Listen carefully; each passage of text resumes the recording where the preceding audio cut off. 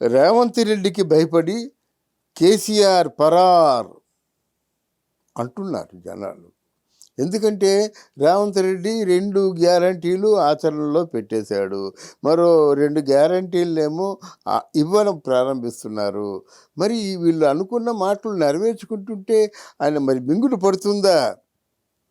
కాళేశ్వరం ప్రాజెక్ట్ని చూపించడం కోసం వాళ్ళ పార్టీ వాళ్ళని, వాళ్ళ సానుభూతి పరుల్ని తీసుకెళ్తారట. ఇది ఎక్కడైనా న్యాయమా? మీ పార్టీ వారు మీ ఇంట్లో ఉన్నటువంటి లాయర్ మీ గురించే మాట్లాడతాడు.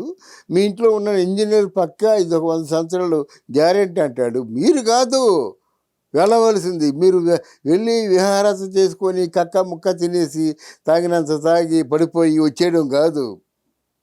ఎవరైతే అభియోగం మోపారో వాళ్ళని తీసుకెళ్ళండి. ఎవరైతే టెక్నికల్ ఎక్స్పర్ట్ ఉంటారో వాళ్ళని తీసుకెళ్ళండి.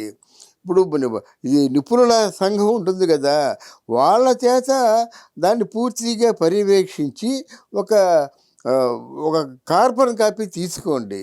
దాని మీద మీరు మాట్లాడండి. అంతేగాని మీరు వెళ్తే ఉంది కక్క ముక్క తినడం తప్ప ఇంకేం లేదు.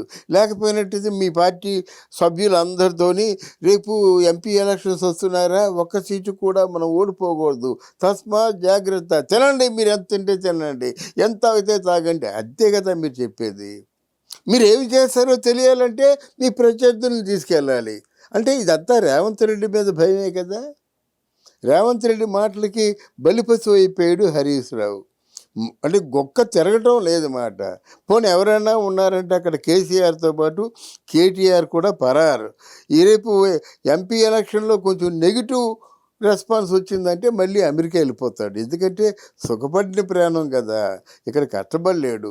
వచ్చాడంటే ఒక ప్రిన్స్లాగా మీరు కూర్చోబెట్టారు, ప్రిన్స్లాగా చలాయించాడు, చేసినంతవరకు మంచిగా చేశాడు. అంటే ఇట్లాంటి పరిస్థితుల్లో మీరు తెలుసుకోవాల్సింది పశ్చాత్తాపంతో ఎక్కడ పొరపాటు చేశాము, ఎక్కడ ప్రజలు మన మీద విసుగు చెందారు, ఏ విధంగా చేస్తే మళ్ళీ జనంలో సానుభూతి మనకు దక్కుతుందని ఆలోచించడం తప్ప మేడిగడ్డకు మీరు ఒంటరిగా పోయినంత మాత్రంలో ఉద్ధరించిందేముంది?